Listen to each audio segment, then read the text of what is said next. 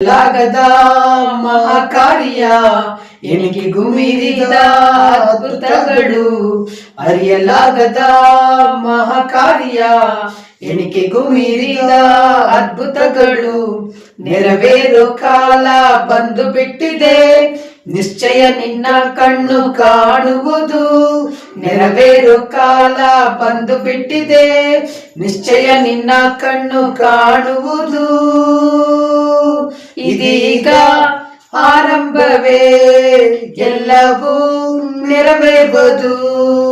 ಇದೀಗ ಆರಂಭವೇ ಎಲ್ಲವೂ ಅದ್ಭುತವೇ. ಪ್ರಿಯರಾದ ದೇವ ಮಕ್ಕಳೇ, ವೆಲ್ಕಮ್ ಟು ಮುಂಜಾನೆ ಮುತ್ತು ಕಾರ್ಯಕ್ರಮ.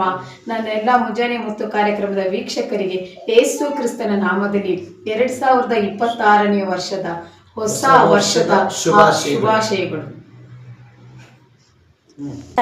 ದೇವ್ರ ಮಕ್ಕಳೇ, ಈ ವರ್ಷಕ್ಕಾಗಿ ದೇವರು ವಾಗ್ದಾನ ಮಾಡಿದರೆ 2026, 2025ರವರೆಗೂ ನೀವು ಯಾವುದೆಲ್ಲ ವಿಷಯಗಳಲ್ಲಿ ದುಃಖಪಟ್ಟಿರೋ, ಕಷ್ಟಪಟ್ಟಿರೋ ಅಥವಾ ಸಮಸ್ಯೆಗಳ ಸುಳಿಗಳಲ್ಲಿ ಸಿಲುಕಿ ಒದ್ದಾಡಿದಿರೋ, ಈ 2026ನೇ ವರ್ಷಕ್ಕೆ ಕಾಲಿಟ್ಟಿರುವಂತ ನಿಮ್ಮೊಬ್ಬೊಬ್ಬರಿಗಾಗಿ ದೇವರು ವಾಗ್ದಾನ ಮಾಡಿದ ಈ ವಾಗ್ದಾನದ ಮಾತು ಈ ವರ್ಷದಲ್ಲಿ ಖಂಡಿತವಾಗಿ ನಂಬುವ ಒಬ್ಬೊಬ್ಬರ ಜೀವಿತದಲ್ಲಿ ಈ ಮಾತನ್ನು ಕೇಳುವಾಗ ಆಮೆನ್, ಇದು ನನಗಾಗಿ ದೇವರು ಕೊಟ್ಟಿರುವಂತ ಮಾತೆಂಬುದಾಗಿ ಒಪ್ಪುವ ನಿಮ್ಮ ಜೀವಿತಕ್ಕೆ ನೆರವೇರುತ್ತದೆ.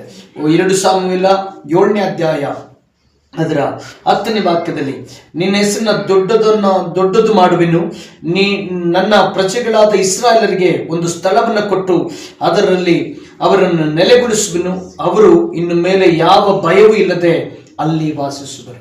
ದೇವರ ಮಕ್ಕಳೇ, ಯಾವ ಭಯ, ಕಷ್ಟ, ದುಃಖ, ನೋವು, ರೋಗ, ಚಿಂತೆ, ಸಾಲ, ಇನ್ನು ಕಣ್ಣೀರು ಇಂಥ ಯಾವುದಿಲ್ಲದೆ ದೇವರು ಕೊಡುವ ಸ್ಥಳದಲ್ಲಿ, ದೇವರು ಕೊಡುವ ಆಶೀರ್ವಾದದಲ್ಲಿ ನೀನು ಸಂತೋಷವಾಗಿ ಸಮಾಧಾನದಿಂದ ನೆಮ್ಮದಿಯಾಗಿ ವಾಸಿಸುವ ವರ್ಷವಾಗಿ ದೇವರು ಈ ವರ್ಷವನ್ನ 2026ರಲ್ಲಿ ಆತನ ಸಮ್ಮುಖವನ್ನ, ಆತನ ಪ್ರಸನ್ನತೆಯನ್ನ ನನಗೂ ನಿಮಗೂ ಕೊಟ್ಟಿದ್ದಾರೆ.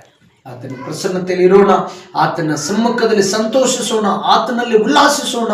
ಈ ವರ್ಷ ಸ್ವರ್ಗದ ಮೇಲಾದ ಶುಭಗಳಿಂದ, ಆಶೀರ್ವಾದಗಳಿಂದ ಆತನು ನನ್ನನ್ನು ನಿಮ್ಮನ್ನು ತುಂಬಿಸಿ ಆಶೀರ್ವದಿಸಿ ನಡೆಸುವ ದೇವರಾಗಿದ್ದಾರೆ.